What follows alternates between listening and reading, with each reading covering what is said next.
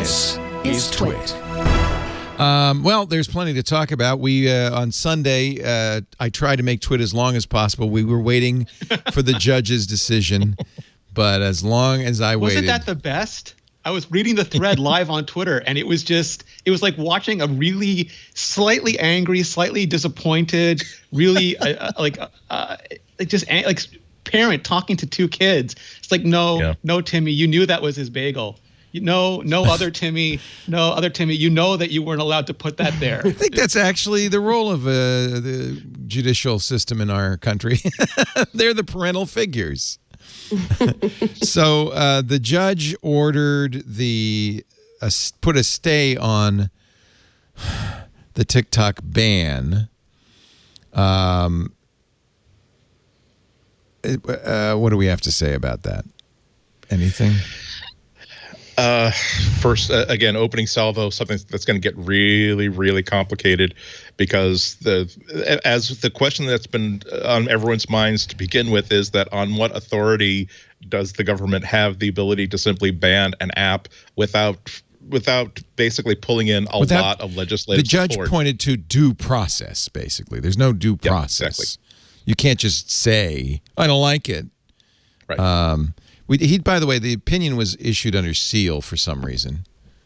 I don't know why. So we couldn't read his judicial reasoning, but he did say during the hearing, the Trump administration ban as structured could be considered, quote, a fairly significant deprivation, end quote, of the company's due process rights.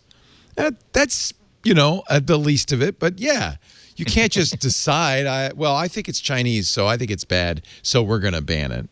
You can't just give money to your friend, I think is the thing. It's like, I think Larry deserves a few $1 million. We'll just whip this up so that Larry can have that money. Yeah. You think that's... let's not be hasty. How much did you donate to the campaign? Yeah. A lot. Is it a net gain? So he was doing a fundraiser, wasn't he? That was earlier this month, the Commerce Department, which I'm assuming at this point is acting at the president's behest, said that TikTok downloads would be banned on September 20th and that further restrictions would go in effect November 12th. Basically, those further restrictions would eliminate you wouldn't be able to, you could still have TikTok on your phone, but it would block TikTok's internet traffic, at which point you could have it on your phone, but you wouldn't see anything. Commerce delayed the initial, this is so confusing, delayed the initial deadline last weekend when Oracle stepped forward with a little help from Walmart to acquire, between the two of them, 20% of TikTok. And the president gave it his tentative, it sounds all right to me, but I got to check into it, approval. There was no deal memo. There was no detail at all, except that, we're going to do this. And the education fund, they announced the $5 billion. We have no idea what this education. Yeah. Plus, unclear, by the way, whether that $5 billion would come from Oracle's pocket or TikTok's pocket. This was how fuzzy the government's pocket. This was how fuzzy the whole thing was. It's well, and in fact, I think that the TikTok's thinking, not that this was approved by anybody, was we'll do an IPO of this new TikTok Global, and we will take $5 billion from the money raised from the IPO and give that to the president.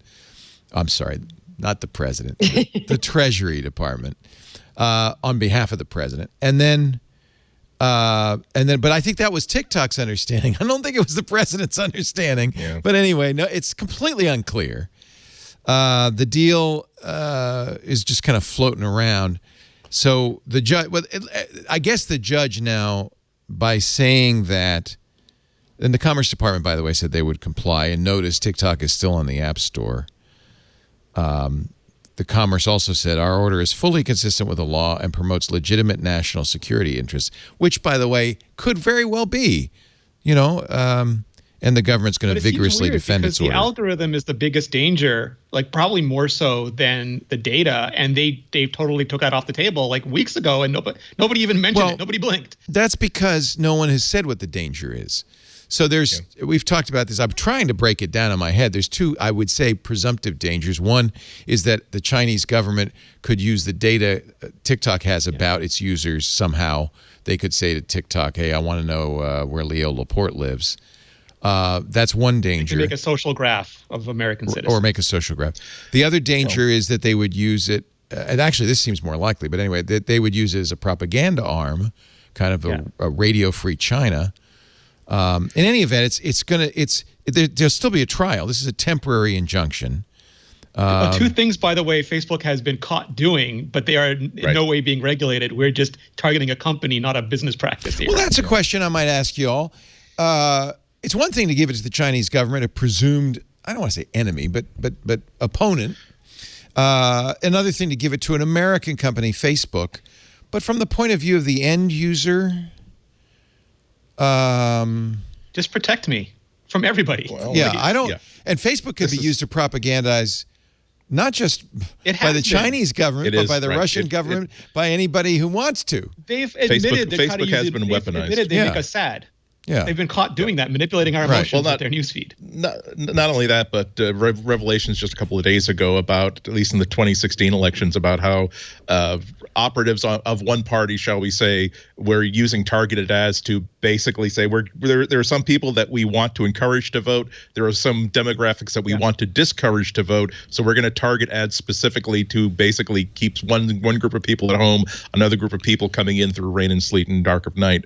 But this whole thing is kind of a mess because the government needs to outline specific reasons other than, well, they're a Chinese company, because it would appear that it's not true that just because a company is based in China that they are doing the whims of the Chinese government. Also, TikTok seems to be taking the same stance that every single other social media company that has a presence and has a worldwide presence, including China, has, which is to all their Chinese users, their data is on a server inside China. We're subject to Chinese government control. All other than Chinese users are on a server that's actually in Virginia, I think, but outside of China, so that this data is outside of the direct purview of the government that every single social media company wants to at least exert some control over, because their internal security laws mean that they could do anything to any server that's actually based on their entire data. But really, it seems as though most of what China is interested in is making sure they're keeping tabs on their own citizens, and we could have problems with that, but that's a totally separate issue from thinking that just because TikTok is owned by a company that's based in China, they must be a security threat, and therefore we're going to use questionable legal authority to shut them down. My big problem with the whole thing is it has nothing to do with security. It has nothing to do with anything. It's security theater.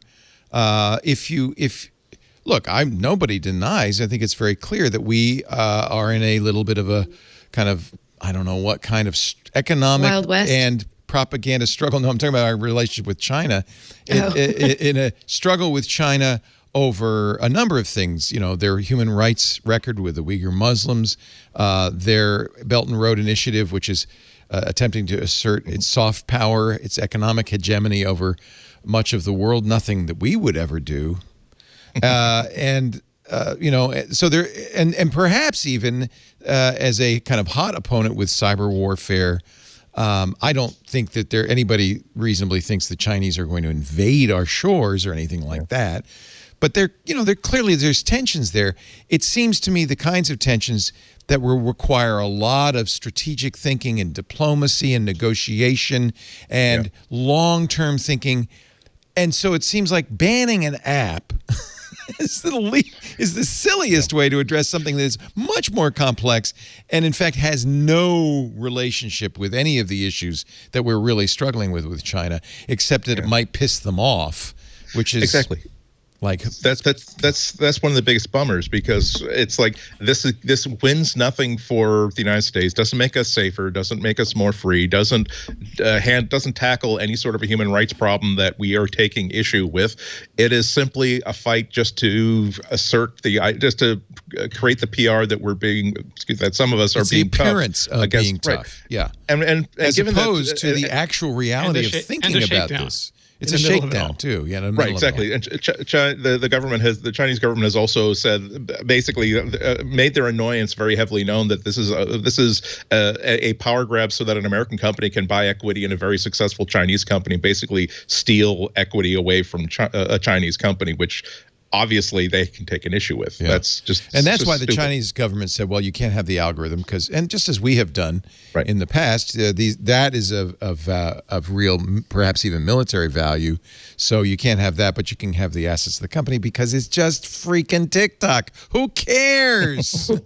Right. Oh, you want an app? Okay, fine. I have the to algorithm think. was a security thing. So like, how can you proceed with this as a security thing if you don't even acknowledge that they took the algorithm Right. off the table? Right. If that's the security issue, because we don't even know what the issue is. It's really security like theater with one actor not on stage. you've got a guy playing three-dimensional chess, President Xi in China, and we're playing tic-tac-toe. Yeah. And it's just it's silly. It's a waste of energy all around.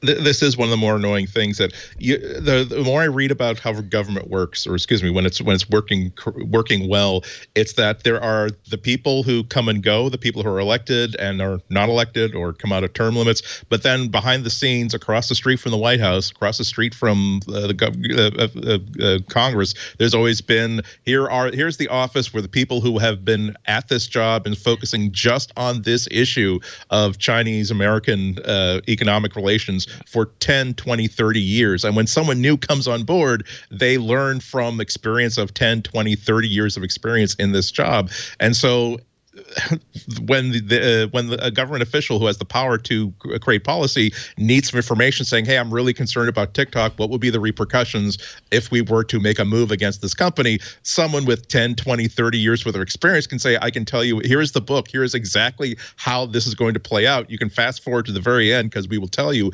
exactly what will happen about this. But then when you have administration and Congress people who are saying, well, those people are like part of the swamp, they're part of the establishment, we can make our own decisions without the benefits of 10, 20, 30 years of experience in exactly this issue. This is the brain drain. It's just as, I mean, it's as damaging when Apollo 17 launched and 3,000 people at NASA who knew exactly how to run a 2-week-long space mission were fired and then they lost all that experience. It's also in any institution, the most valuable asset is if you've been around for 10, 20, 30 years, the knowledge of how the world works and how to run this business. You don't want that knowledge to go away.